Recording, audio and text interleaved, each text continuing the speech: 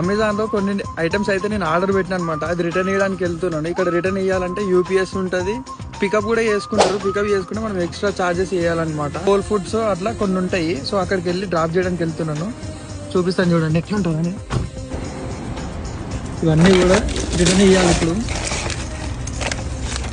ఇదైతే ప్రింట్ తీసుకున్నాను అనమాట. ఇది ప్రింట్ ఎందుకు తీసుకున్నా అంటే, ఈ ప్రింట్ తీసుకోకపోతే లోపలికి వెళ్తే డాలర్ ఎక్కువ పే చేయాల్సి వస్తుంది వాళ్ళకి. సో అందుకోసం ఇది తీసుకున్నాను.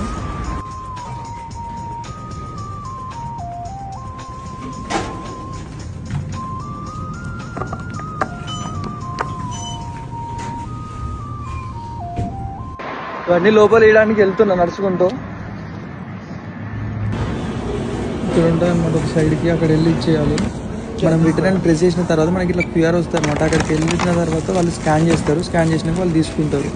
డ్రాప్ ఆఫ్ అయితే చేసిన ఫుల్ చలి పెడుతుంది, అసలు ఎర్రగా అయిపోయింది.